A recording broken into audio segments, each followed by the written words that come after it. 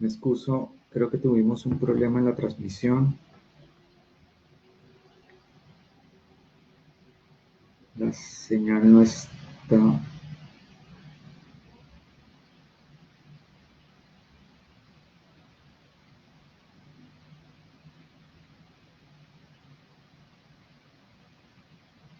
Por favor, las personas que van llegando me confirman que retomamos justamente audio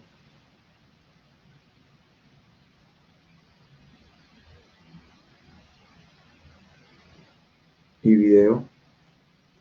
Me confirman, por favor, cuando puedan.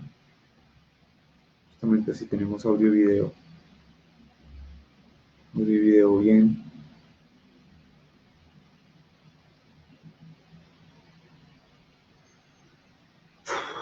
Bueno, creo que sí. Me excuso, no sé qué sucedió con la conexión. Tuvimos justamente un pequeño problema en la conexión. Espero que no vuelva a pasar. No vuelva a pasar. Entonces, bueno, estábamos viendo justamente, digamos, ese carácter narrativo, justamente, y descriptivo que puede tener, digamos, un texto jurídico, sobre todo a partir de la noción de los hechos y cómo justamente se van estructurando y cómo se van desarrollando cada uno de ellos. Espero bueno, que mejore un poco la señal sobre ese aspecto.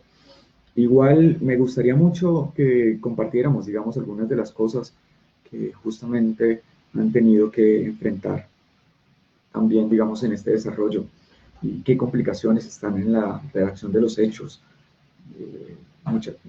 o en los supuestos fácticos de una demanda, de un acto, de una sentencia, cuáles son justamente en esa narrativa, ¿no? Sobre todo porque es bastante importante, yo creo que es quizás lo esencial, ¿no? Es el aspecto con el que uno no necesariamente, o el aspecto con el que necesariamente uno termina desarrollando las temáticas. Entonces, pues bueno, los estaré leyendo también por acá por si hay algún tipo de duda o algún tipo de, también de que nos cuenten un poco las experiencias que se tienen, ¿no? Entonces, para este tipo de desarrollo. El otro aspecto que, digamos, es esencial justamente, digamos, en esa clasificación es también, digamos, el carácter del texto expositivo, ¿no? Yo creo que el texto expositivo es un elemento que es inevitable y va a mezclarse mucho con los elementos argumentativos que nosotros vamos a tener en nuestras obras o nuestros desarrollos jurídicos, ¿sí? Y lo presento porque justamente ese carácter de texto expositivo tiene, digamos, como finalidad esencial la de explicar, ¿sí? La de explicar, la de dar un desarrollo del criterio normativo que nosotros vamos a sustentar, que vamos a exponer justamente, digamos, a las otras personas y que vamos a comunicar, ¿no? Entonces, claro, cuando nosotros tenemos una finalidad o tenemos un componente del texto expositivo dentro de lo jurídico, es importante también recordar que el carácter expositivo y de explicación en principio no está buscando justamente un texto expositivo ni explicativo la opinión personal, ¿sí? No está justamente pretendiendo que se exponga en lo expositivo ni las explicaciones unas opiniones personales. El criterio normativo, el criterio justamente que tiene el jurista es un criterio formado. Entonces, claro, un texto o un componente expositivo dentro del texto jurídico, ¿sí? No puede ir direccionado simplemente a contar qué creo yo, sino justamente cómo puedo dar la explicación y los elementos en esos tipos de interacciones para hacer como el desarrollo. Entonces, generalmente ese texto expositivo, así como los hechos, tienen un carácter narrativo, un carácter descriptivo, no desde lo literario, sino justamente de la conjugación de qué pasó, cuáles fueron los acontecimientos. El texto expositivo es es una primera parte donde justamente permite sustentar los argumentos y el criterio que cuenta el abogado.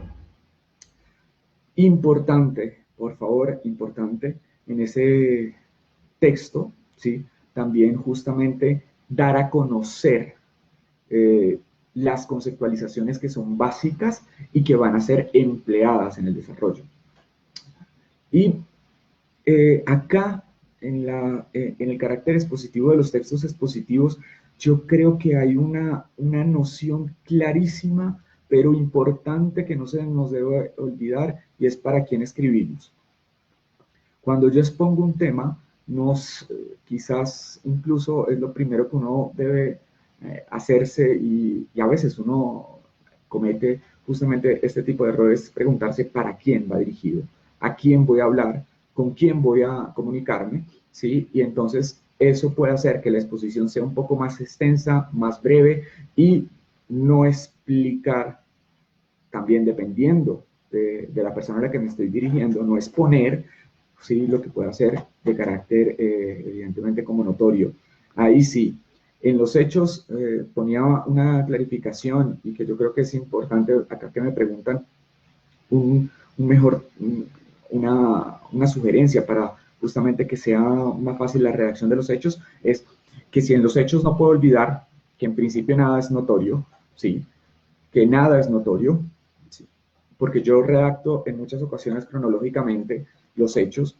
El problema es que redactamos cronológicamente los hechos en ocasiones también de acuerdo a lo que nos van contando. Entonces ahí también juega un papel bastante importante de qué preguntas vamos haciendo, cuáles son los elementos esenciales sobre esos hechos y cómo se van redactando, y la cronología, porque muchas veces ha pasado, y lo he visto, digamos, en posibilidades cuando he tenido la opción de ver textos normativos, sobre todo acciones de protección constitucional, que empezamos a contar en ocasiones, no sé, por ejemplo, cuando se vulnera el derecho, lo que ha pasado después de la vulneración, porque generalmente la vulneración de los derechos implica que también se siga de manera permanente, y se nos olvida, digamos, el vínculo que tiene la persona con el derecho. Lo voy a poner en un ejemplo bastante sencillo que en ocasiones sucede. En Colombia es bastante común poner acciones de tutela por la no entrega de medicamentos en un momento determinado, en la prestación del servicio por parte de las empresas promotoras de salud. Y lo que uno se da cuenta es que las personas, incluso cuando empiezan a redactar los hechos, entonces empiezan contando, por decir algo, ¿sí? Que el paciente acudió al médico, ¿sí? O que el paciente se sentía mal, y entonces acude al médico. Claro, entonces ellos piensan que cronológicamente en muchas ocasiones va desde ahí, cuando el paciente justamente se encuentra con una enfermedad, tiene alguna dolencia, y que por tanto tiene que tomar una decisión de acudir al médico, ¿no? Y a veces lo que uno debería preguntarse justamente es que si cronológicamente eso es lo primero que sucede, ¿sí? Y que incluso a veces no contamos el primer hecho que puede ser más útil, que es la afiliación o el vínculo con la entidad prestadora del servicio, el vínculo con la entidad prestadora del servicio. Y si nosotros nos damos cuenta, en algunos países, aunque cada vez justamente se reduce, digamos, esa percepción, sí, es importante establecer, digamos, ese vínculo, cuánto tiempo tiene, para saber cuánto tiempo, porque en algunas, sobre todo enfermedades, se utilizaba el término catastróficas, ¿sí? Que ese tipo de enfermedades necesitan un tiempo mínimo de vinculación con la entidad. Entonces, claro, puede ser que la enfermedad que yo estoy discutiendo o el medicamento que yo estoy discutiendo que me entreguen y la enfermedad que tenga que ser atendida, ¿sí? A mí realmente no se vincule con con una estancia mínima con la entidad prestadora. Pero, sin embargo, evidentemente, digamos, uno de los hechos cronológicamente más importantes es la afiliación, y que yo tengo que mirar entonces justamente si la afiliación está activa o no está activa, y si me doy cuenta es que justamente ya ahí puedo preguntarme justamente cómo va a probar esa afiliación y cómo probaría ese derecho que va a definirme también quién es la persona accionada, ¿no? Entonces, claro, con los hechos, ojo con los hechos, con los supuestos fácticos, es importante no solamente la cronología, sino también, digamos, lo que no es notorio, que nada es notorio en los hechos, ¿sí? Porque puede ser notorio para nosotros en el punto que justamente escuchamos y hacemos la entrevista con la persona, ¿sí? Que nos está consultando, que nos está dando, digamos, una aclaración, ¿sí? Y de ahí que quizás, y yo no sé, yo tengo la ligera percepción y me excusarán, ¿sí? Pero tengo la ligera percepción que en muchas facultades o programas de derecho falta mucho en promoción y educación sobre incluso cómo llevar a cabo una entrevista para encontrar los hechos jurídicamente relevantes. Entonces, ya no es un problema solamente sacar los hechos, anotar, sino también cómo acercarnos a la persona que va a ser justamente nuestro cliente, nuestro usuario, que va a conocer de nuestros servicios, ¿sí? Que justamente va a tratar de entender, digamos, esa noción. Incluso en un aspecto específico, porque cuando yo hablo de textos jurídicos, incluso hablo de textos no solamente normativos, sino también estoy hablando, digamos, en ese fenómeno de redacción del texto jurídico, incluso académico, ¿sí? O incluso hasta una diapositiva, ¿sí? Que puede considerarse un texto de carácter jurídico, si va a ir inclinado a hacer la explicación sobre una norma, sobre una idea, sobre una teoría frente a estudiantes. Sí, yo tengo que preguntarme muy claro es a quién le estoy haciendo justamente esta explicación, quiénes es lo que van a conocer. Y en muchas ocasiones, evidentemente, el juez no tiene justamente en ese primer momento, en ese primer acercamiento a una acción, ¿sí? O el estudiante justamente no tiene ese acercamiento frente a lo que se está generando y yo tengo que ser muy claro con los supuestos de hecho. Entonces, claro, a todos nos pasa. Es una circunstancia que uno debe mejorar, que siempre debe estar pendiente sobre ese tipo de aspectos, que no es tan sencillo, que es un entrenamiento constante y que sobre todo no puede caerse, digamos, simplemente en llegar a un formato en la rutina, ¿no? Entonces, que siempre tiene una forma distinta para lo narrativo. Entonces, claro, el preguntarse para quién va dirigido mi texto, a quién quiero que conozca mi texto, ¿sí? Para narrar los hechos, también tiene la misma explicación, ¿sí? También tiene la misma explicación para establecer hasta dónde debo y cómo debo explicar las cosas, ¿sí? Porque justamente, no sé, siempre se me ocurre un ejemplo que nos suele pasar, eh, por decir algo. Cuando nosotros vamos a escribir algo sobre teoría de los sistemas, entonces llegamos y decimos, no sé, teoría de los sistemas que fue establecida por el biólogo chileno Humberto Maturana desde esa perspectiva donde los seres vivos funcionan a través de sistemas. ¿Sí? Y hago como toda la explicación de quién es Humberto Maturana, hago la explicación de toda su teoría de los sistemas desde el contenido biológico, ¿sí? Y esa explicación, para sustentar mi criterio jurídico, puede ser que pueda ser muy útil para una persona que no conoce el autor. Pero que si es para una persona que conoce el autor, conoce la teoría, lo que hice fue desgastar los términos, desgastar el tiempo y en ocasiones terminar,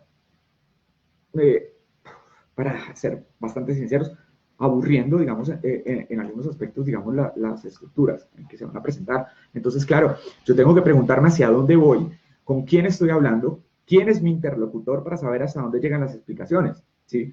Es difícil, evidentemente, digamos, cuando uno tiene un público amplio, porque, pues, entenderán que en ocasiones una de las preguntas que yo hago, digamos, cuando asesoro los trabajos de grado a los estudiantes, es ¿para quiénes escriben? ¿Sí? Y cuál es la finalidad? Sobre todo, digamos, en ese aspecto de la escritura, en un trabajo de fin de curso, ¿no? Y, y también trato de ser bastante sincero con los estudiantes, y es, la finalidad principal es obtener el título al que se está aspirando. Entonces, claro, en ese aspecto, si bien yo voy a tener, digamos, la posibilidad que las universidades ahora lo cuentan de hacer, de que mis trabajos estén en un repositorio, que las personas lo pueden conocer, que tienen un acceso frente a eso, ¿sí? También tengo que preguntarme que más allá de eso, ¿sí? Que también está mi idea, mi prestigio de cómo escribir, de cómo desarrollar una idea, ¿sí? Que yo estoy escribiendo es con la finalidad de tener mi título, ¿sí? Y estoy escribiendo para los jurados, ¿sí?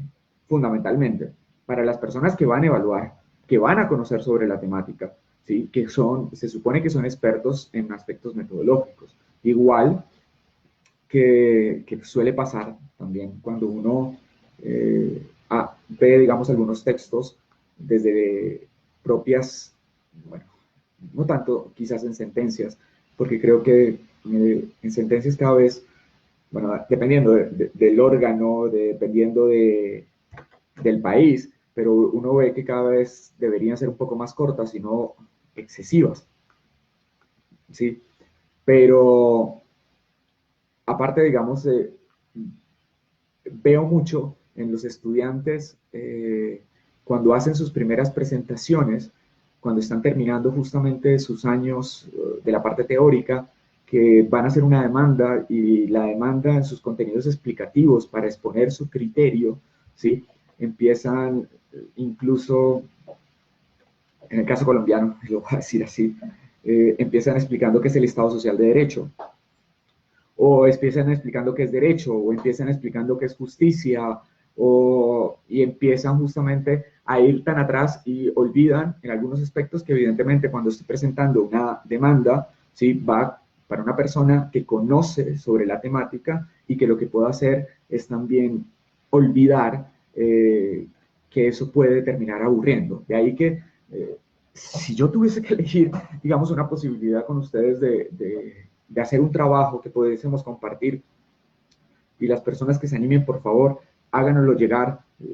No tenemos que poner el nombre, pero justamente de unos hechos jurídicamente relevantes, yo creo que ese es el tema central, porque en muchas ocasiones lo que decía, los jueces, más allá de ver el criterio, porque conocen y tienen un criterio, digamos, de apreciación, van a revisar sobre todo lo que tiene que ver con el material probatorio y por supuesto con cómo han sido narrados y cómo han sido contados los hechos, porque se supone que si están bien narrados, bien contados, tienen una claridad, una precisión, pues ya saben hacia dónde tienen que también estar fallando o tomando, digamos, como ese aspecto, ¿no? Así como cuando, vuelvo y reitero, cuando uno es evaluador de un trabajo, de un artículo para una revista, lo primero que hace es ver la introducción donde debería estar la pregunta de investigación, la metodología presuntamente utilizada, la división del documento y después pasar justamente a la bibliografía porque ya uno tiene como una idea si con esa bibliografía se podía dar respuesta a la pregunta de investigación, si se cumplía con la metodología propuesta, ¿sí? Pues también le pasa muchas veces a los jueces y yo creo que también nos pasa a nosotros en el día a día como tal. Entonces, acá no funciona realmente esa idea de los trabajos que también teníamos un vicio bastante complejo y es los trabajos por peso, ¿no? Los trabajos, entre más extenso fuera el trabajo, entonces pensábamos que era mejor el trabajo, entre más extensa fuera justamente la demanda, la sentencia, hay que tener, digamos, esa labor. Miren que sobre todo en el ámbito jurídico, cuando uno hace comparaciones con algunas sentencias, con algunos textos, uno puede detectar incluso el carácter pedagógico que tienen las personas que lo producen. No estoy hablando solamente de carácter pedagógico porque existan cuadros, porque existan índices de abreviatura, porque existan hasta gráficas, ¿sí? Estoy hablando del carácter pedagógico de también pensar cómo puedo llegar de una manera más directa a la persona que me está leyendo. Nosotros tuvimos años en tribunales donde las sentencias, uno podía encontrar sentencias de 30 páginas y por demás podrían ser consideradas como excesivas. pero también tenemos sentencias de más de 500 páginas que evidentemente puede ser que sea el tema más importante que haya tratado el Tribunal Constitucional colombiano, pero que va a ser más complejo su lectura y que en el fondo termina siendo también una discusión. Si solamente quiero llegar a los abogados, si solamente quiero llegar a que lean cierto tipo de número de personas, o si realmente el derecho debe influir cuando es una sentencia de carácter constitucional, cuando es una norma que pueda afectar, modificar la percepción que uno tiene sobre una ley, ¿sí? A dónde tengo que justamente, cómo debo crearle y a dónde tengo que llegar con esa creación extensiva o no extensiva del texto, ¿no? Entonces, tenerlo claro, ojo con las explicaciones, vuelvo, insisto, hechos bastante claros, concisos, redactados cronológicamente, no dar nada por notorio en los hechos, no calificarlos, sobre todo, no utilizar expresiones que puedan llevar a tipo de confusión, mientras en las explicaciones será más importante la manifestación de un criterio jurídico como criterio más que como opinión personal, ¿sí? Más que como opinión personal. Cuando hablo de criterio jurídico, estoy hablando de un criterio de la disciplina, un criterio que pueda estar sustentado en el uso de la disciplina, en el uso de los términos, de las teorías, de las ideas que tiene la disciplina jurídica, ¿sí? Un criterio jurídico no es lo que piensa un abogado. Entonces, ojo con eso en las explicaciones, ¿sí? Para no llegar a un punto específico que también es lo que afecta el carácter argumentativo que puede tener un texto. Cuando yo pienso que argumentar, bueno, o más bien, que cuando olvido que en el ejercicio argumentativo está una idea de convencer a la otra persona, ¿sí? Y que en el fondo cuando convenzo a la otra persona, ¿sí? Estoy buscando que la persona se acerque a mi percepción de un caso, ¿sí? No puedo tratar de argumentar y ese convencimiento utilizarlo como una manera de dominio. Y de ahí que justamente la explicación y el uso del criterio jurídico debe estar direccionado a la disciplina, ¿sí? A la disciplina. Que cambiaría justamente, digamos, como si fuera un texto argumentativo con otro tipo de finalidades. Algunas personas piensan que debería ser permitido la emotividad dentro del texto jurídico, dentro de la redacción que nosotros hacemos, dentro de la presentación que nosotros desarrollamos. Yo creo que hay que diferenciar la emotividad del sentimentalismo, ¿sí? La emotividad, alguna vez tuve la oportunidad de charlarlo con algunas personas justamente en un curso de esto, la emotividad estaba más buscada desde lo razonable, de cuáles son los aspectos razonables a diferencia de los aspectos racionales, pero no desde el sentimentalismo porque justamente se cae en una expresión donde se pierde el arte disciplinar también. Entonces, ojo con esa diferencia entre lo racional y lo razonable y cómo se van a hacer las presentaciones de esos contenidos normativos dentro de cada uno de los textos. Bueno, hasta acá espero que vamos a seguir hablando seguramente sobre estos elementos de la argumentación, un poco más adelante también, digamos, para que lo vayamos asimilando un poco más. Insisto, estaría muy agradecido con la posibilidad de que alguna persona nos mande alguno de sus textos que evidentemente nos permita hacer correcciones, así sean, digamos, un poco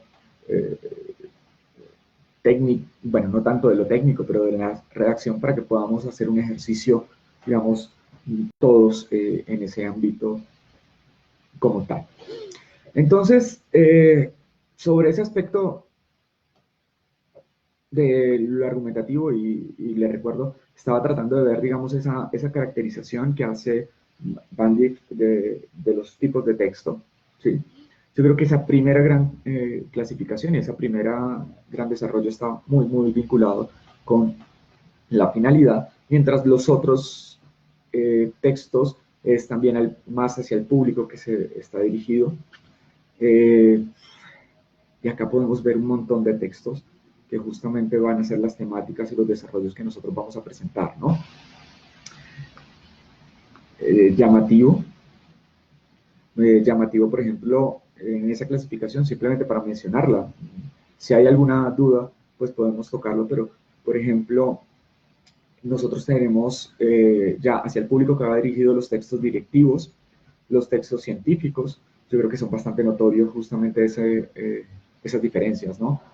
Los textos administrativos, los textos literarios, los textos humanísticos, los textos publicitarios, los textos periodísticos y los textos digitales, que creo que sin duda en el ámbito de los textos digitales también en algún momento deberíamos hacer una excelente capacitación y que nos compartieran justamente sobre esto, porque si se dan cuenta, cada vez los textos digitales son de bastante uso.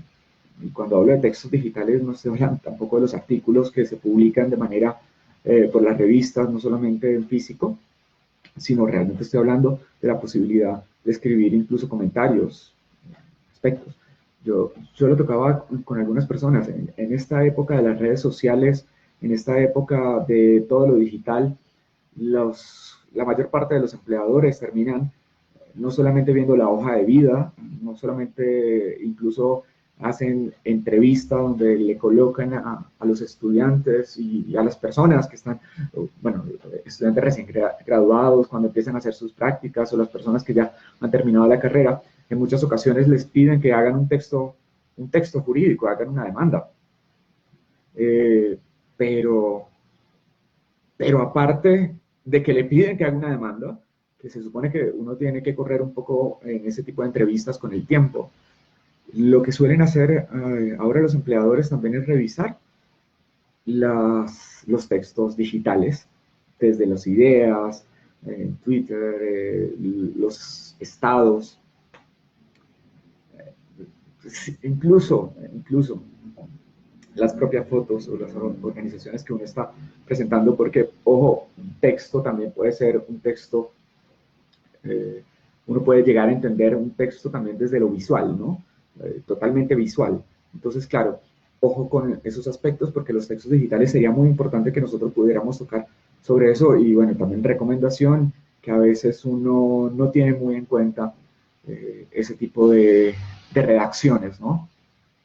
Y que pueden llevar a confusiones, que pueden llevar a justamente, digamos, aspectos que no son los que uno desearía justamente como profesional, a pesar de que no tengan ningún tipo de noción, de una noción jurídica, ¿sí? Pero imagínense justamente que muchos de las personas con las que compartimos como abogados también tienen su espacio, su página, su sitio, y cuando hacen o comparten, digamos, esos textos digitales, también hay que tener en cuenta, digamos, cómo desarrollarlos y cómo presentarlos, ¿no? Entonces hay, digamos, como todo un ámbito ahí bastante marcado.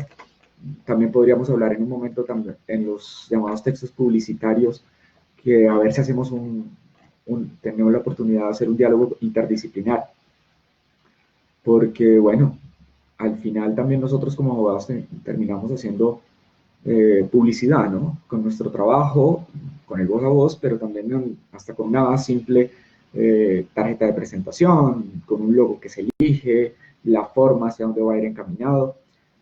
Yo creo que va a ser bastante útil cuando el día de mañana, si mal no recuerdo, regálenme un segundo y miro la temática que propongo justamente. Sí, para el día de mañana, cuando hablemos del quién y para quiénes escribimos los textos, un poco más a fondo, que veamos un poco un mapa de empatía, de cómo hacer o cómo utilizar ese mapa de empatía. Incluso ahora se los puedo dejar por acá para que los que quieran descargarlo puedan justamente tenerlo ahí disponible y vayan ojeando. Ese mapa de empatía, pensado, aunque está pensado, el que les voy a dejar está más pensado en términos generales, para la redacción de un proyecto, de una propuesta, creo que puede ser bastante útil para la redacción de un texto jurídico o la imagen que nosotros queremos plantear como abogados en los desarrollos que presentamos. Entonces, ojo con esos textos que, si bien pareciera que no son necesariamente jurídicos, sí pueden tener una influencia totalmente jurídica. Al igual que los textos literarios, creo que no es desconocido realmente ese carácter y esas escuelas que han trabajado justamente Derecho y Literatura, que espero que hayan tenido la oportunidad de observar, digamos, ese carácter interdisciplinar del Derecho y Literatura y los aspectos que pueden terminar siendo tratados en cada uno de ellos. Sobre todo, es casi imposible no pensar que el día de hoy la formación a nuestros estudiantes y a nosotros mismos no puede limitarse solamente a leer autores jurídicos, por más Carlos Santiago Nino que sea, por más Eugenio Bulligin, por más Kelsen, por más un montón de autores que son importantísimos, pero no se puede solamente hacer una reducción en la aproximación jurídica.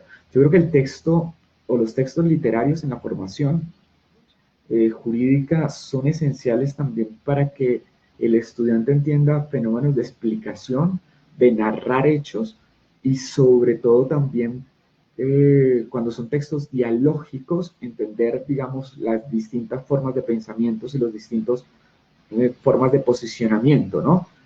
Que a veces yo creo que lo que más cuesta también en un punto es tratar de notar o hacer notar la diferencia cuando habla el abogado con su criterio jurídico y cuando habla otra persona.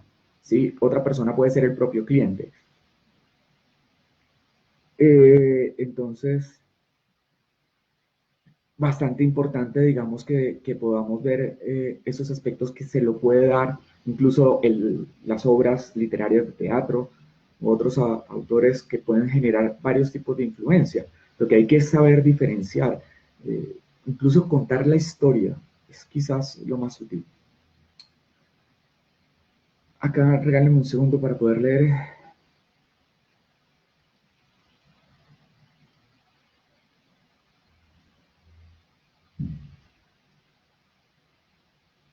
Entonces,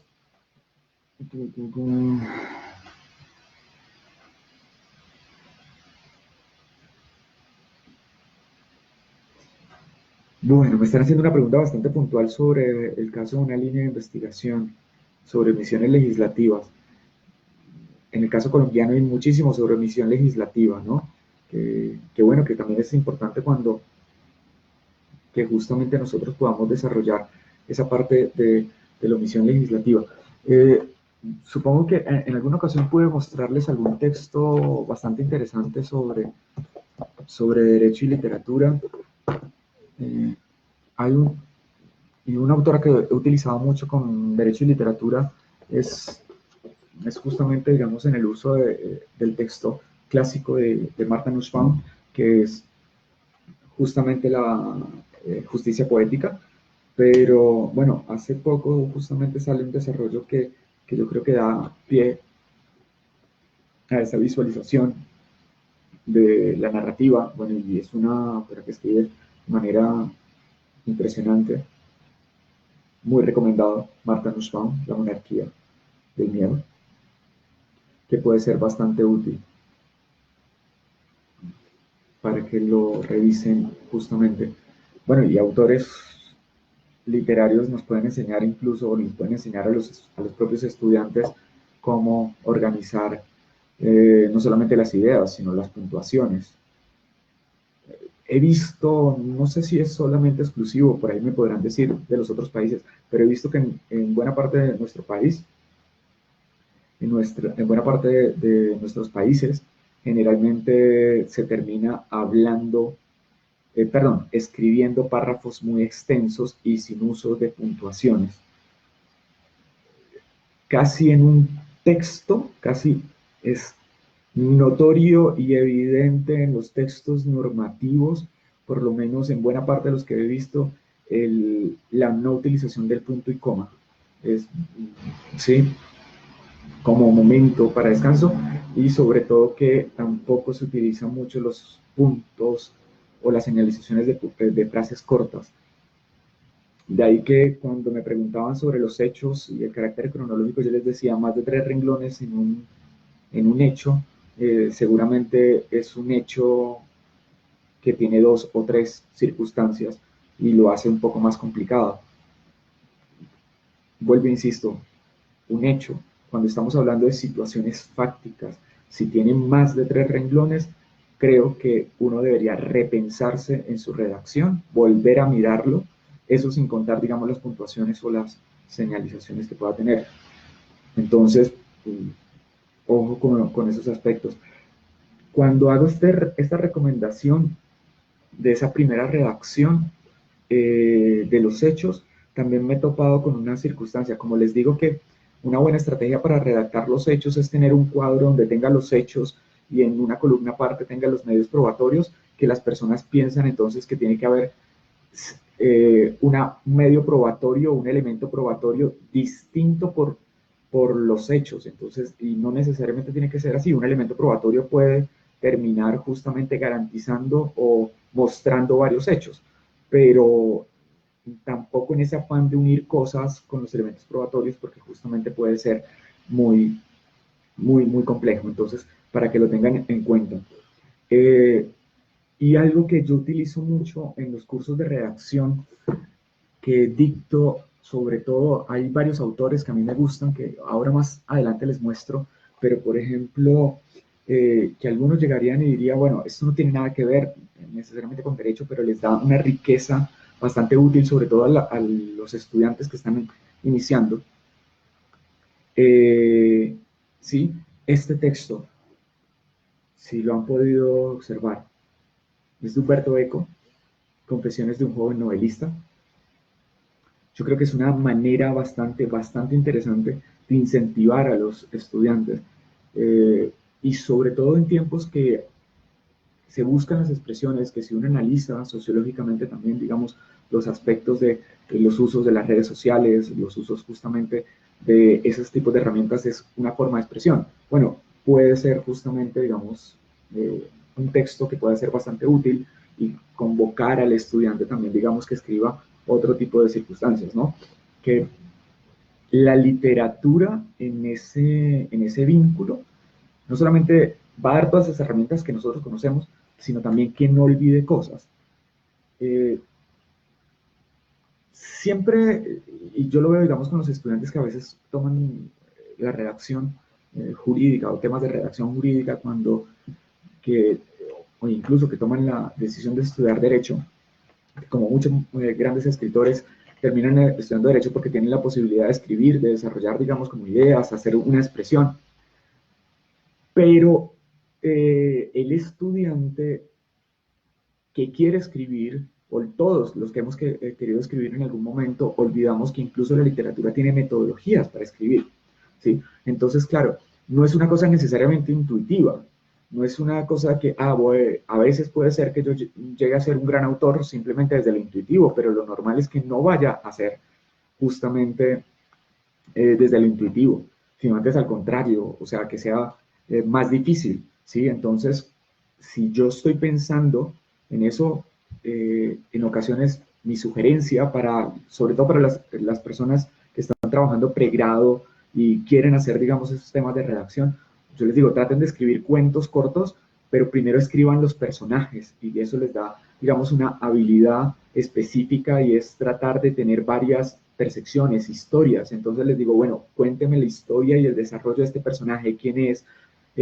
dónde nació, por qué piensa de tal manera, qué come, cuál es su comida favorita, cómo se viste, claro, y eso le permite también al estudiante en un momento y a nosotros como ejercicio en ocasiones justamente ser mucho más precisos con las redacciones, claros, para que nos entiendan, porque al ser ficcionales, esos primeros ejercicios de redacción van a ser más oportunos para cuando nosotros tengamos que redactar lo que vemos, lo que tenemos que escribir como abogados, ¿sí? Sea mucho más sencillo, porque no tenemos que utilizar en exceso la imaginación si no sabemos los puntos que son necesarios, ¿no? Entonces, esos aspectos pueden ser bastante útiles y son herramientas para la redacción de cada uno de los aspectos. Y sobre todo lo dialógico, ¿no? Que justamente yo creo que, bueno, hay grandes escritores que desde lo dialógico que uno puede disfrutarse, no solamente desde el teatro, que pueden ser útiles en la formación, desde los aspectos, las visualizaciones, la capacidad de uno entender y ponerse en esa posición y, bueno, y utilizando el término que vamos a utilizar justamente mañana, lograr una empatía, que en eso fallamos mucho los abogados, me culpo igual, fallamos justamente en ese parámetro de la empatía y preguntarnos a través de la creatividad, cómo creativamente, ¿sí?, podemos ser empáticos en la presentación. Uno de los problemas más dicientes y que están tratando de solucionarse en muchos niveles, y sería muy interesante, ahora les permito un correo para que me manden sus textos, pero también para que me cuenten algunas experiencias y podamos discernirlas entre todos, es si, por ejemplo, un contrato de compraventa o un contrato de arrendamiento basta con un formato único, o si las personas son distintas, cómo podríamos llegar para que conozcan sus obligaciones, conozcan, y no simplemente un lenguaje técnico, ¿no? Que siempre caemos en eso, en el tecnicismo y no en cómo ser empático y cómo utilizar nuestra creatividad normativa, nuestro criterio en llegar a la persona que justamente está un poco más allá, digamos, con esa temática, ¿no? Entonces, vital, los textos literarios, ¿sí? Como tal. Y en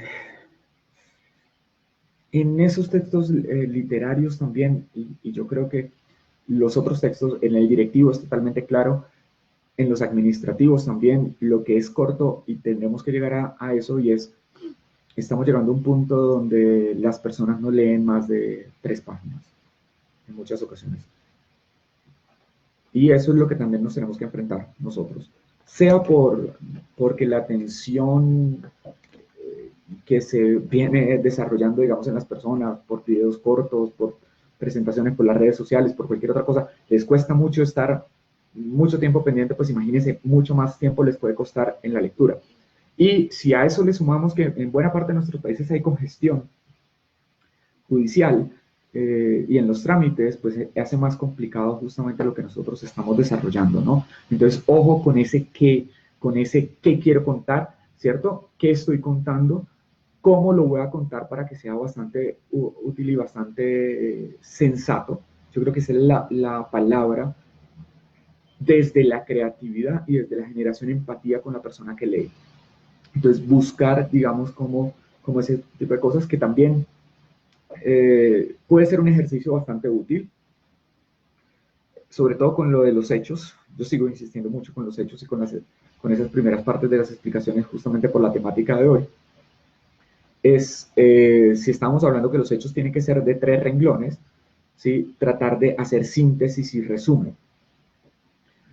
No sé si les ha pasado, seguramente, sobre todo cuando uno le establece a un estudiante una lectura, o incluso a uno mismo, cuando establece una lectura y tiene que resaltar lo que es importante, uno termina viendo las copias, los libros resaltados casi en su mayoría. Creo que si se le hubiese dicho al estudiante, resalte lo que no es importante, sería menos resaltado, y justamente esa capacidad de síntesis puede ser bastante útil cuando nosotros acortamos, porque hay un defecto claro en los temas de redacción jurídica, que algunos tienen que ver con extensión, como lo hemos hablado, otros con fenómenos de síntesis, y otro, como le decimos coloquialmente acá, y es que justamente confundimos la precisión jurídica con la capacidad que tengo de extenderme o casi terminar floreando el lenguaje de una manera inentendible, o uno diría, en el caso colombiano, terminando echando carreta, perdón la expresión, pero en términos coloquiales, Entonces, el que más pelea es el mejor abogado, el que más es capaz de utilizar cualquier noción. Y lo que nos falta muchas veces es el entrenamiento en la precisión, tanto en los hechos como en el criterio que nosotros vamos a presentar. Y de ahí uno de los ejercicios muy interesantes también, digamos, las redacciones de cuentos cortos en el ámbito literario para los estudiantes de pregrado, pero también pueden hacer justamente presentaciones o resúmenes de las ideas, de ideas principales totalmente sucinto. Uno de los grandes defectos que se tiene en ocasiones es que si uno le dice a un estudiante que no puede pasarse de media página, no sabe justamente cómo sintetizar un libro o un texto, así sea de 40, 50 páginas. Y entonces puede ser que justamente no estamos formándonos también nosotros mismos en esa capacidad de tomar las ideas esenciales, ¿no? Entonces, ojo con ese tipo de elemento que puede ser bastante útil en la formación. Y una de las estrategias, quizás, y la he utilizado en algunas ocasiones, sobre todo con textos administrativos o directivos, tratar de que el estudiante a través de ese tipo de textos totalmente cortos, totalmente sucintos, sean capaces de manejar, expresar una información y sobre todo argumentar desde la precisión, ¿sí? Y eso también permite justamente que el lenguaje, las personas se esfuercen a tener un lenguaje en la medida de lo posible unificado con las expresiones que uno va a ir desarrollando. Entonces, importante también, digamos, ese tipo de desarrollo para esos tipos de textos. Tratar de combinarlos y ya veremos, digamos, las finalidades del ámbito de lo jurídico como tal, en unos ámbitos. Y en ese ámbito de creatividad que nosotros, que está tratado de insistir, yo creo que la pregunta siempre que uno tiene sobre el tema es sobre, que es básicamente, digamos, la elección del tema y cómo escribir y cómo redactar en el ámbito de este tema, es la novedad. ¿Por qué mi trabajo, lo que yo voy a contar, es novedoso? ¿Sí? ¿Cuáles son los parámetros específicamente de novedad? Yo supongo, no tuve la oportunidad, pero sí vi, digamos, algunas de las temáticas cuando se hablaron sobre la elección del tema en una investigación, que justamente, digamos, uno de los grandes problemas, y creo que se los colocaba ahí, es cómo elegir un tema de investigación, cómo ir profundizando sobre esa temática. Yo siempre presento o les digo que cuando uno empieza una investigación, y cuando hablo de investigación, incluya cualquier texto normativo, ¿sí? Generalmente uno parte de una idea, después desarrolla una temática, después un problema que quiere presentar o resolver, ¿sí? Una pregunta y puede alcanzar a llegar, digamos, a una hipótesis dependiendo de la finalidad del texto. Entonces, claro, cuando una persona se le acerca generalmente a su tutor o cuando justamente tiene, digamos, esas primeras manifestaciones, siempre dice, tengo un tema de investigación, tengo un tema para escribir, tengo un tema que desarrollar en una sentencia y olvida que justamente ese tema puede ser que solo sea una idea, porque todavía no he investigado lo suficiente, ¿sí? Todavía no tengo, digamos, la señalización del problema de investigación ni la pregunta de investigación, que es una parte del problema y no tengo una hipótesis.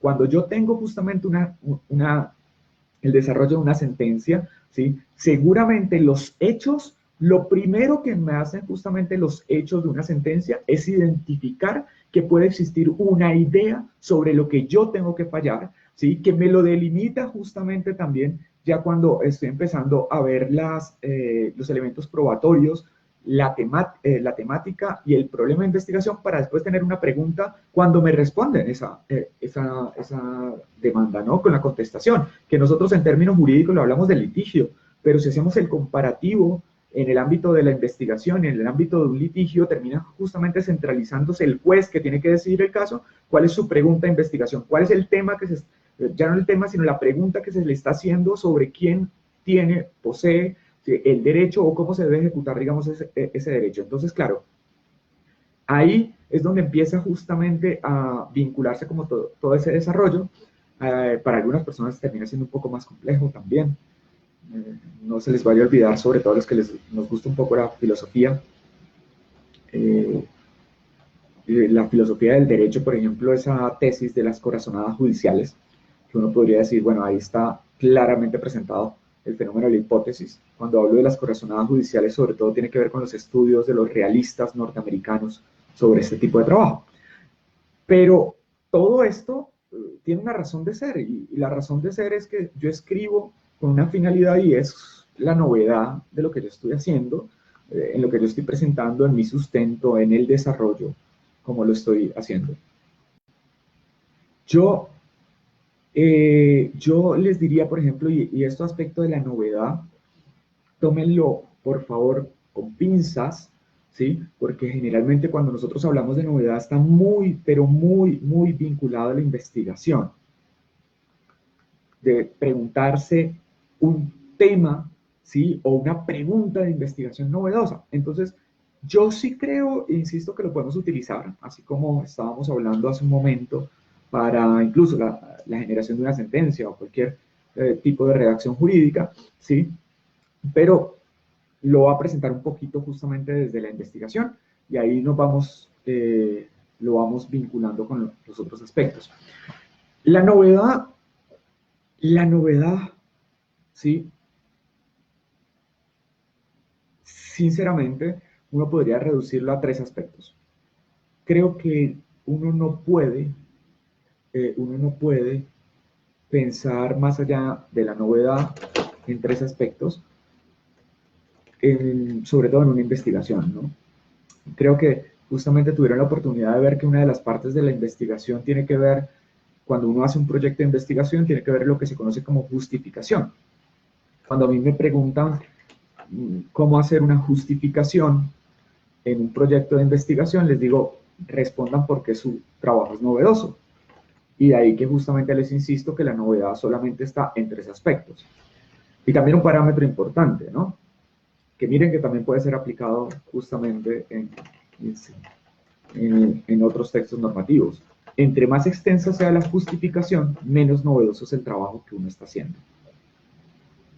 Entre más extensa sea la justificación que uno da en un proyecto de investigación, en un desarrollo, ¿sí? Entre más extensa sea esa justificación, menos novedoso es el trabajo.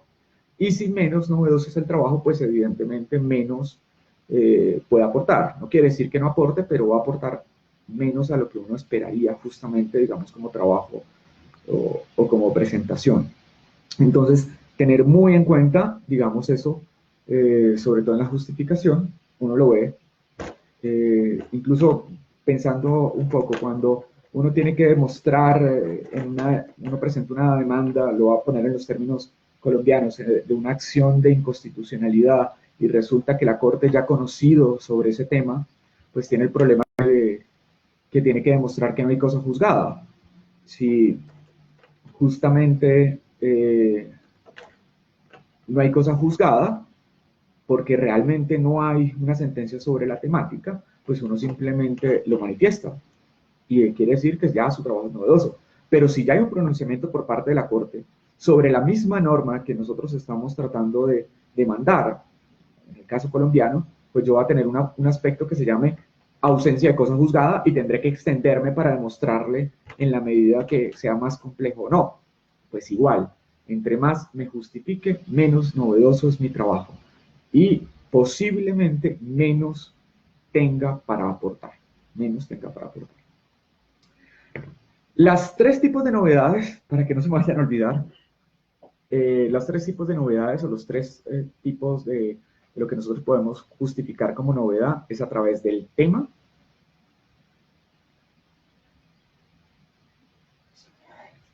es el tema o la pregunta de investigación. Esa es el primer característica. Nosotros tenemos una circunstancia, y es que pues siempre conseguir un tema totalmente nuevo, que nadie lo haya tratado, o una pregunta de investigación que nadie la haya resuelto, siempre es lo más complicado. Siempre queremos encontrarnos o irnos por ese lado, y yo creo que eso nos hace más complejo, sobre todo los procesos investigativos en el ámbito jurídico, porque puede ser que eso también suele pasar, ¿sí? Que el tema en lo jurídico no haya sido relevante, o no lo hayan tratado, digamos, algunas personas, pero no quiere decir que no sea relevante o que no haya sido resuelto por otras áreas ¿sí? Por otras disciplinas, y deberíamos tratar de vincular desde esa visión multidisciplinar también, conocer qué han dicho las otras áreas sobre la temática, porque no vamos a poder entender en muchas ocasiones eso, ¿no?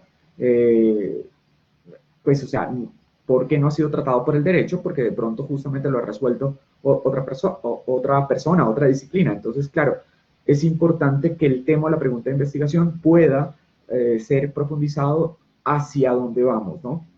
Entonces, claro, ojo, si estamos hablando justamente de un carácter normativo, pensemos otra vez, hago el ejemplo y la comparación, digamos, con una sentencia, ¿sí? Generalmente cuando llega un tema que es nuevo o una pregunta que es nueva por las circunstancias, porque no sé, pensando, por ejemplo, que existen cláusulas de derechos innominados y nos piden un derecho innominado distinto, un derecho innominado, ¿cierto? O nos discuten un derecho que nosotros no conocíamos, pues claro, eso no quiere decir que necesariamente tengamos que limitarnos al mundo de lo jurídico para comprender. Entonces necesitamos abordar desde otras perspectivas. Sobre todo, esto es bastante útil en términos, por ejemplo, de reparación, para tener enfoques diferenciales. Cuando yo escribo, ¿sí? Y si me estoy preguntando, sí, sobre todo, digamos, cuando me estoy preguntando de cómo llegar a las personas, a quién me voy dirigido, también recordar que tengo que mantener el enfoque diferencial y que eso hace que pueda justamente darse a conocer otras perspectivas sobre la misma temática, ¿sí? Entonces, ojo con ese aspecto, que el tema de la pregunta de investigación, cuando yo digo que es novedoso, puede ser novedoso para lo jurídico, pero no necesariamente novedoso para las otras disciplinas. Y ahí está la labor y la capacidad que yo tengo también, digamos, como investigador, como abogado, de conocer para enriquecer, digamos, ese tipo de pronunciamiento. Entonces, claro, ojo con esos aspectos. Y bueno, yo creo que, digamos, hay un segundo tipo de novedad que para mí es vital y que yo creo que es una apuesta que uno debería hacer, sobre todo en los tipos de presentaciones y en los tipos de investigación. Ahora respondo por acá una pregunta que me hacen sobre un texto de investigación para una revista indexada. Tiene que ver con la metodología de investigación. Uno puede utilizar, evidentemente, que también nos pasa mucho a los abogados, a veces nos limitamos mucho a las metodologías de investigación, no conocemos otras metodologías, y generalmente uno puede pensar en metodologías nuevas, ¿sí? Porque no han sido utilizadas por el derecho, porque las creé, por el papel creativo que tengo, pero también, digamos, podría pensar en metodologías que no han sido empleadas para el derecho o que las trasplante de otros lugares. Sí, que sea capaz de traerlas de otras disciplinas, de otras áreas de conocimiento y las utilice en el derecho, o claramente con las precauciones que puede tener justamente esto, porque puede ser que no sea útil con todo ese tipo de aspecto. Eh, a veces cuando me dicen las personas, por ejemplo, que todos los temas han sido tratados, ¿sí? Que todas las temáticas han sido tratadas o que todas las temáticas han sido abordadas, yo les digo, puede ser que sí, podría ser que sí, no estoy completamente seguro que todas las temáticas hayan sido abordadas, ¿sí? Pero yo les decía, el asunto no está vinculado solamente a que se hayan tratado, sino cómo las puedo tratar. Y un tema que puede ser incluso común, reiterativo, pues lo puedo tratar de una manera distinta. En ese aspecto se me ocurría, y también digamos con esa dinámica de no seguir hablando solo y exclusivamente de derecho, sino viendo cómo nos podemos aprovechar de otras áreas, otras disciplinas. Entonces, me llamaba mucho la atención, digamos, algunos textos que pues no son tampoco tan recientes, pero son bastante interesantes. ¿Sí? Este, por ejemplo, es escrito por un doctor en literatura, ¿sí? De Berlín, ¿sí? Que creo que pueden ver ahí justamente el texto.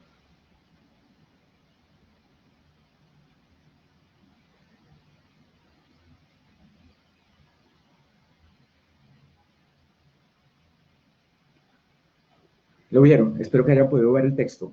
Se llama La materia oscura, historia cultural de la mierda.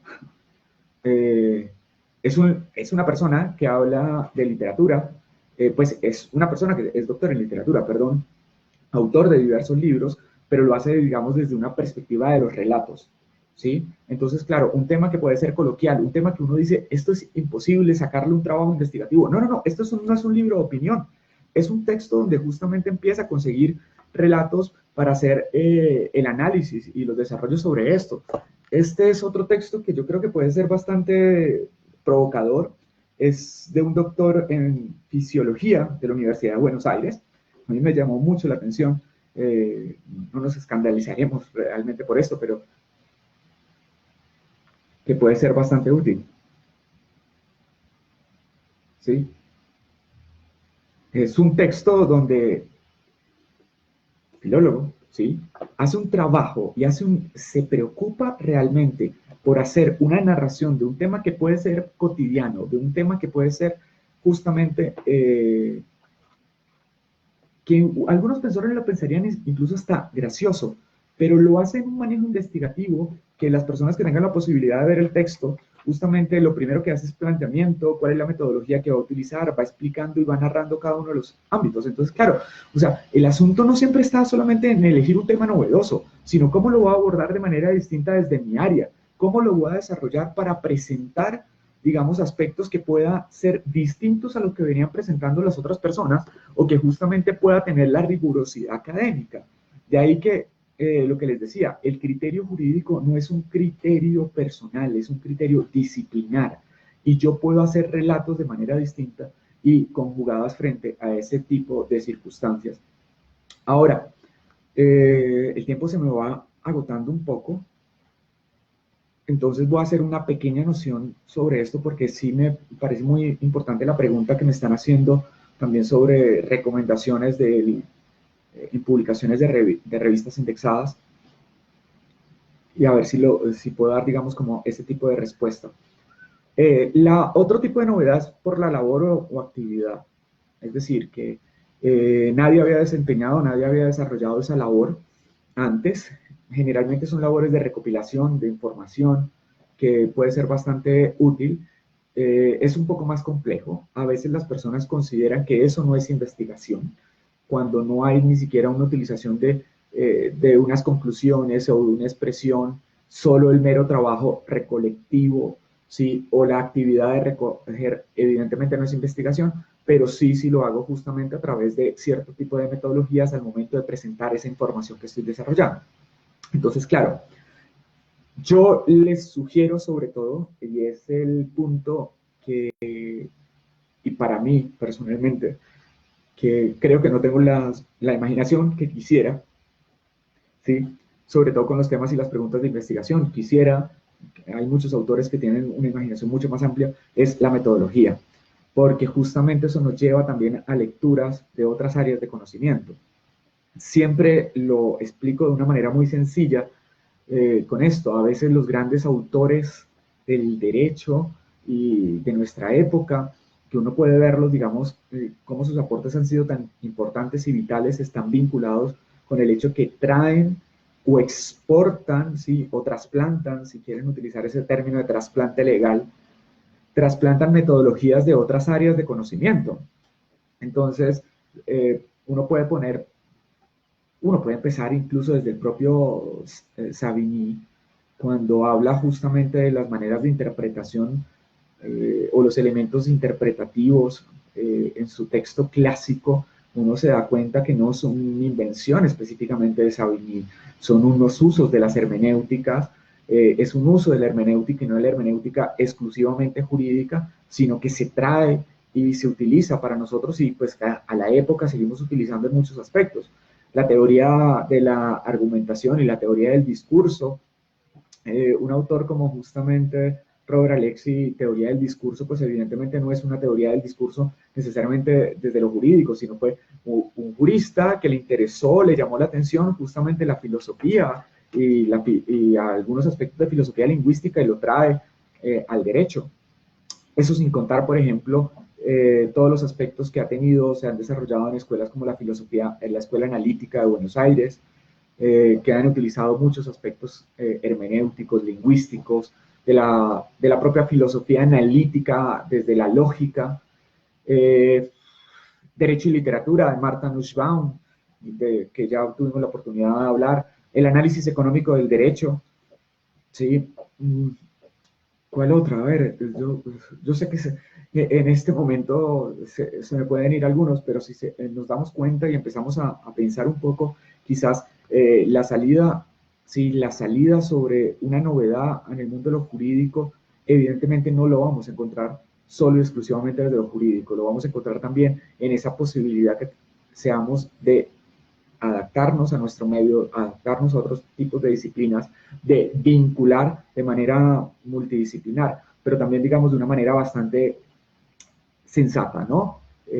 Respetuosa también con los otros tipos de disciplina y que implica una investigación bastante ardua. Yo lo recuerdo mucho. El otro ejemplo que siempre coloco sobre este tema de las novedades metodológicas para abordar un tema, ¿sí? Para abordar un tema es el de nuestro querido penalista Gunther Jacobs y del funcionalismo penal. A muchas personas no les gusta, pero evidentemente uno podría decir en algunos aspectos que todos los autores, bueno, o más bien que los estudios de derecho penal en un momento tendrán que nombrarlo, no se puede dejar, digamos, de lado, así sea para una crítica constructiva o destructiva de su teoría, pero Jacobs revoluciona en algunos aspectos el derecho penal o involuciona el derecho penal, como se quiera ver, ¿sí? Y es a través de la metodología que utiliza, a través de ese ejercicio de roles, y ese ejercicio de roles muy marcado por una teoría sistémica, que pues evidentemente tampoco Jacobs la inventa, ¿no?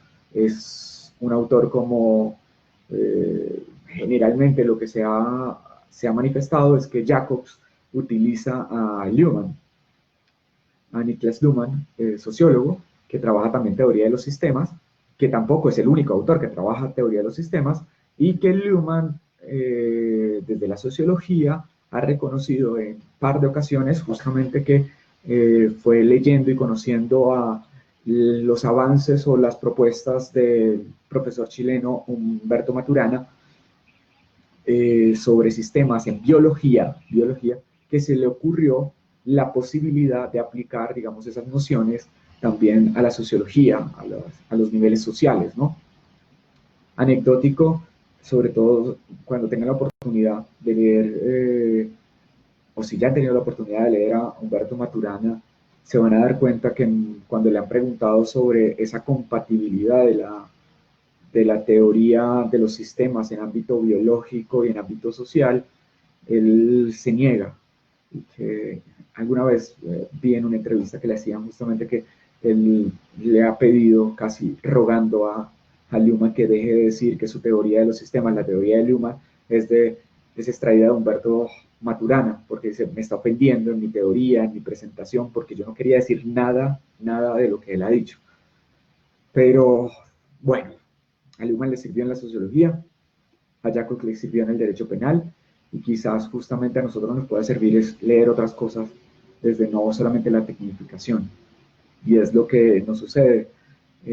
A mí me llama la atención que en muchas ocasiones el ejercicio incluso de aspectos como la pedagogía en el derecho no está vinculado con estudios sobre pedagogía.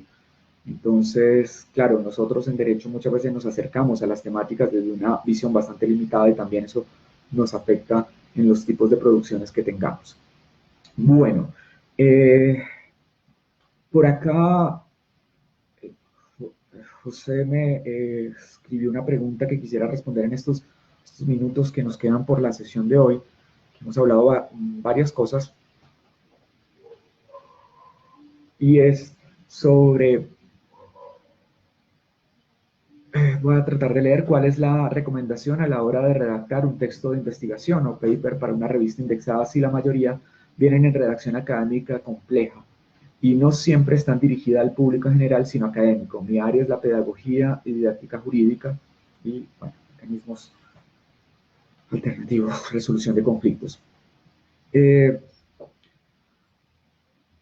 Yo tengo la impresión bastante diciente que en muchas ocasiones lo que nos ha pasado y el vicio que nosotros tenemos los abogados, me culpo también en eso, y es que queremos complejizar el lenguaje que se utiliza, ¿no?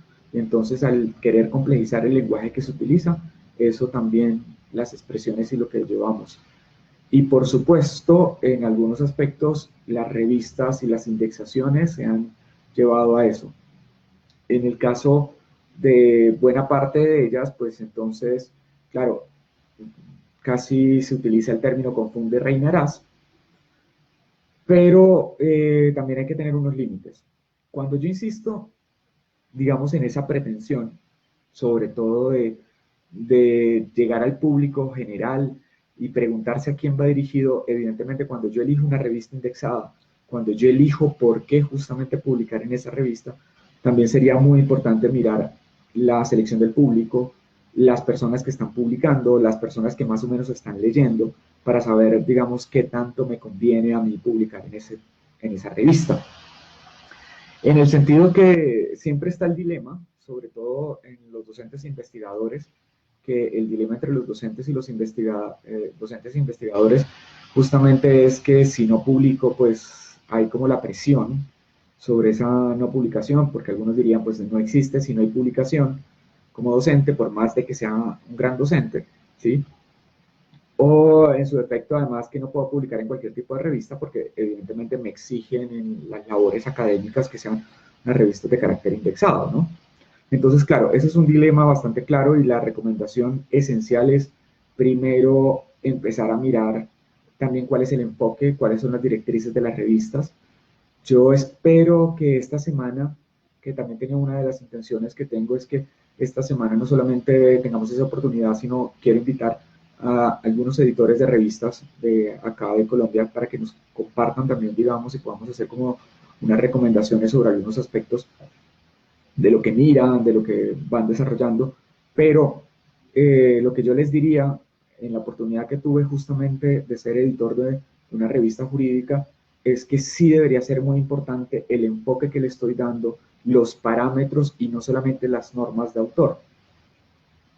Y lamentablemente muchas revistas no lo hacen y cuesta un poco más encontrar, digamos, esos aspectos o llegan y simplemente lo que hacen es copiar y pegar de otras revistas.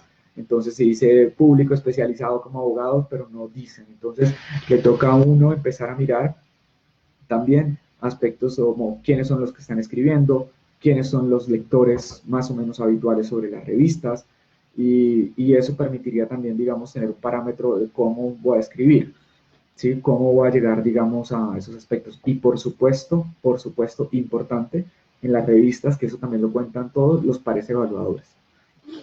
Si la idea es publicar. Ahora, uno al sistema también le puede tratar de hacer cosas, es darle la vuelta, digamos, en el carácter pedagógico en la redacción, y es que la redacción no tiene que ser solamente del texto no visual.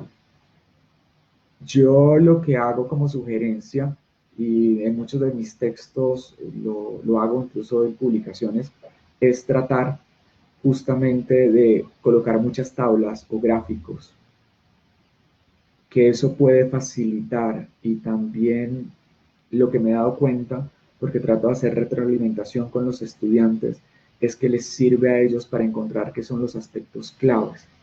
Entonces, puede ser bastante útil también esa estrategia de redacción para las revistas. Eh, Desde lo de la pedagogía, es bastante coincidencial. Yo tenía un texto que hace poco salió en Colombia, lo pueden conseguir también bastante sencillo en su versión incluso más amplia que esta que voy a mostrar. Sí, lo pueden conseguir gratuito, que se llama Abogados sin Reglas. Es un estudio que hace justamente unos grandiosos investigadores colombianos, María Adelaida Ceballos y Mauricio García Villegas, desde la sociología, un texto genial que sin duda, digamos, es muy interesante, sobre todo para ver, digamos, parámetros educativos, universidades de calidad, las percepciones, entonces puede ser bastante útil. Y este texto ha tenido bastantes resultados. Cuando hablo de resultados, son resultados publicables, y tiene que ver mucho con pedagogía y pueden ver, digamos, algunos aspectos que tienen muchas gráficas también, pues que tiene justamente como gráficas, presentaciones, tablas, que eso puede facilitar también, digamos, la posibilidad de redacción. Y bueno, eso sí, evidentemente textos sobre educación hay un montón. Hace poco, pues estaba terminando justamente de trabajar un poco sobre esto. Bauman, nuestro querido Bauman, esta vez sobre la educación en un mundo líquido, que es bastante interesante también, digamos, de cómo se podrían utilizar para ámbito jurídico, meter, digamos, algunos aspectos ahí. Y dentro de la teoría de Bauman, o un poco, digamos, en la discusión, encontré hace poco en un viaje este texto, bueno, son dos textos, creo que ya, bueno, hay un tercer texto, uno que se llama La Sociedad Gaseosa, ¿sí? Y es realmente un texto sobre pedagogía, es un profesor magnífico que habla justamente desde las formas de enseñanza, es músico y de pedagogía, y bueno, y se va saliendo uno de algunos aspectos que puede ser solo y exclusivamente jurídico, y bueno, y mire, tiene toda una teoría interesante. Seguramente lo que hizo fue ir más allá desde Bauman, que tampoco Bauman es pedagogía, pero justamente para llegar a esos aspectos. Y el otro es este libro también de Alberto Rollo, Contra la Nueva Educación. Se los recomiendo mucho, son textos distintos, polémicos, no necesariamente uno tendría que estar de acuerdo, pero tendría que conocerlos, digamos, en esa posibilidad. Eh,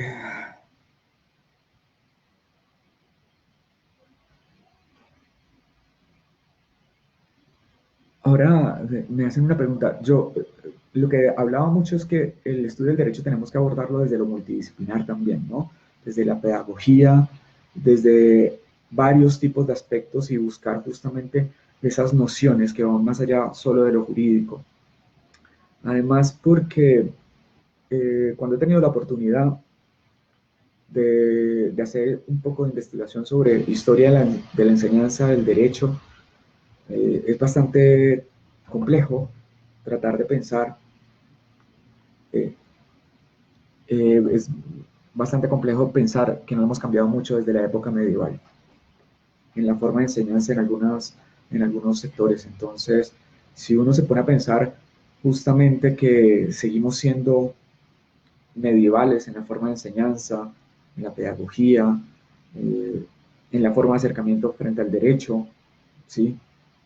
Pues creo que termina siendo también una respuesta de por qué tantas personas hablan de una crisis de la profesión jurídica, ¿no? Que la pregunta que seguramente vamos a responder, digamos, con más claridad mañana es frente a quién o quiénes escribimos y cómo debemos tratar de llegar, digamos, como un punto medio sobre esa enseñanza. El texto se llama Abogados sin reglas. Abogados sin reglas. A ver si puedo, si me permiten un segundo. Bueno, es muy fácil de conseguir. Regálenme un segundo para ver si lo consigo completo para que se los pueda permitir por acá y para que podamos justamente tengan el texto completo sobre esto. Es un muy gran texto. El profesor Mauricio García Villegas y María Adelaida Ceballos tienen un desarrollo impresionante, además porque ha sido una investigación de más de 10 años. Entonces, seguramente va a ser bastante útil. La versión extensa de ese abogado sin reglas que justamente se los estaba pasando, ¿sí? Está acá. Ahí se llama de forma distinta porque es la versión extensa, pero puede ser bastante útil, digamos, para los que les interese también tanto la formación como un diagnóstico de la realidad jurídica colombiana en estos aspectos. Pues nada, agradecerles por el día de hoy. Me excuso, tenía que estar muy tapado por problemas de gripa. Entonces, pero espero que se hayan disfrutado, sobre todo que me manden los textos, puede ser justamente acá a la página de Latin Juris, y con la autorización respectiva lo mostramos, lo discutimos para que podamos hablar y sea bastante dinámico.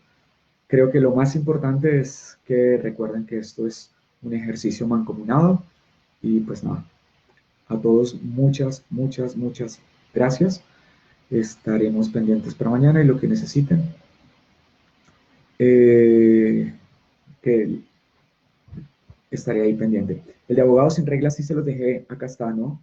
Se los dejé, que tiene otro nombre, pero también es útil. Y el de contra la nueva educación no lo tengo completo, pero bueno, trataré así sea unas copias para que lo compartamos también en estas semanas.